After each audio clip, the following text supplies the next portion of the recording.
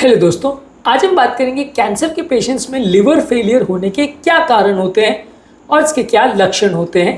Cancer के patients में बहुत सारे सिम्टम्स होते हैं, बहुत सारे तरह तरह के प्रॉब्लम्स होते हैं, बहुत सारे सिस्टम्स धीरे धीरे करके फेल होते हैं, जिसमें कि लिवर का इंपॉर्टेंट रोल है। बहुत सारे तरह के कैंसर्स लिवर में स्प्रेड करते हैं, बहुत सारी की दवाइयों के या बहुत सारे ट्रीटमेंट्स के साइड इफेक्ट्स लिवर पर होते हैं, जिससे व्यक्ति को लिवर फेलियर हो सकता है। आज हम बात करेंगे इसके कारणों पर और इसके लक्षणों पर। टॉपिक पर जाने से पहले जो लोग हमारे चैनल पर नए हैं उन्हें रिक्वेस्ट करूंगा कि चैनल को सब्सक्राइब करें, वीडियोस को लाइक करें, शेयर करें, फॉलो करें, कमेंट करें, पूरा देखें। कैंसर पेशेंट्स में लिवर फेलियर के मैनेजमेंट पर और उसके इम्प्लीकेशंस पर एक अलग वीडियो में बात करेंगे। आज बात करते हैं इसके कारणों पर। बहुत सारे ऐसे कारण हैं जिसके रिलेशंस कैंसर के साथ या कैंसर के थेरेपी के साथ जुड़े हैं, तो वीडियो को अंत तक देखिएगा। चलिए शुरू करते हैं पॉइंट वीडियो।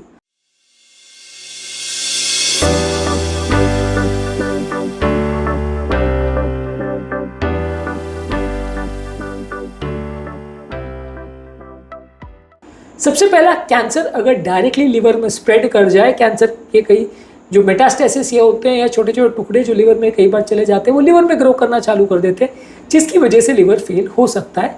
या मान लीजिए किसी व्यक्ति को लिवर का ही कैंसर है, लिवर में ही प्राइमरी कैंसर है जो लिवर में बढ़ रहा है, तो इससे धीरे धीरे करके जैसे जैसे कैंसर सेल्स लिवर के नॉर्मल सेल्स को रिप्लेस करता चाहता है, उसी तरह से लिवर का नॉर्मल सेल्स खत्म होते जाएंगे, लिवर में बहुत ज़्यादा डैमेज हो जाएगा, तो लिवर फेलियर हो सकता है। तो कैंसर के अपने आप ग्रोथ के प्रोसेस में लिवर फेलियर होता है। इसके अलावा कैंसर की जो थेरेपी है, यानी कि जो कीमोथेरेपी, इसमें कुछ स्पेसिफिक ड्रग्स जैसे मीथोट्रेक्सेट और डॉक्सोरुबिसिन अगर किसी व्यक्ति को चल रही तो ये लिवर के लिए टॉक्सिक है और इसमें लिवर फेलियर हो सकता है। यदि किसी व्यक्ति को टारगेटेड कीमोथेरेपी चल रही है, टारगेटेड थेरेपी चल रही है जो कैंसर सेल्स को स्पेसिफिकली मारने के लिए यूज़ की जाती है, तो उस थेरेपी के भी साइड इफेक्ट में लिवर टॉक्सिसिटी आती है। इसके अलावा कैंसर के पेशेंट में जब रेडिएशन थेरेपी दी जाए और खासकर अगर ये रेडिएशन लिवर के सेल्स के आसपास दी जाए, तो लिवर के सेल्स भी काफ़ी रैपिडली मल्टीप्लाइंग सेल्स होते हैं और लिवर के सेल्स में भी ग्रोथ पोटेंशियल होता है, तो वो कई बार डैमेज हो सकते हैं, जिसकी वजह से रेडिएशन टॉक्सिसिटी में लिवर फेलियर में जा सकता है। कैंसर के पेशेंट्स में कई हार्मोनल थेरेपीज दी जाती है, ये हार्मोनल थेरेपीज भी कई बार लिवर के लिए टॉक्सिक होती है, जिसकी वजह से कैंसर में लिवर फेलियर हो सकता है। इसके अलावा कई मैनेजमेंट के लिए कई दवाइयाँ दी जाती है।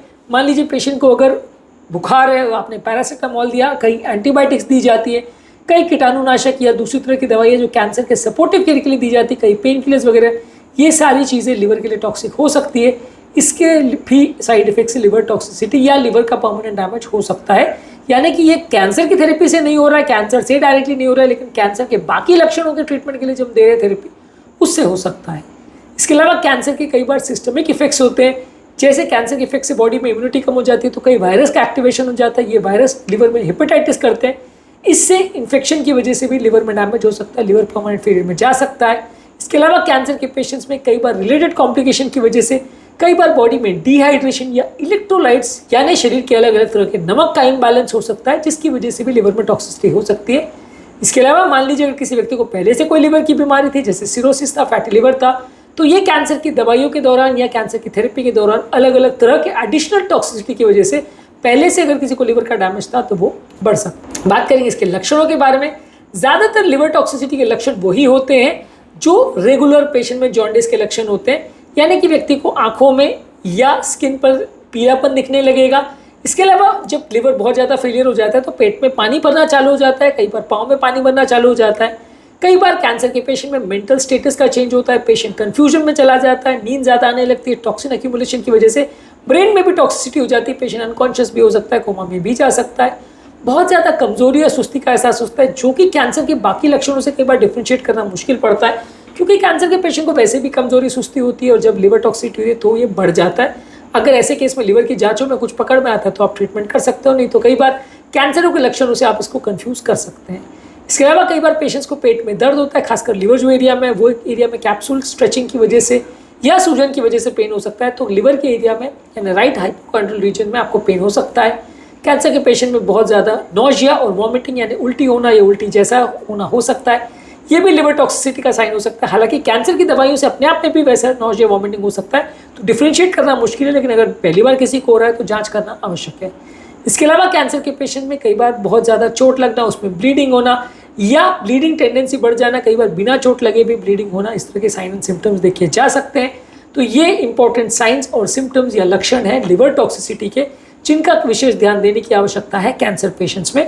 कैंसर पेशेंट्स में लिवर टॉक्सिसिटी कई बार कैंसर के साइन और सिम्टम से कंफ्यूज हो सकते हैं, काफ़ी सिमिलैरिटी होती है, इसलिए विशेष ध्यान देना और बीच बीच में जांच कराते रहना आवश्यक है।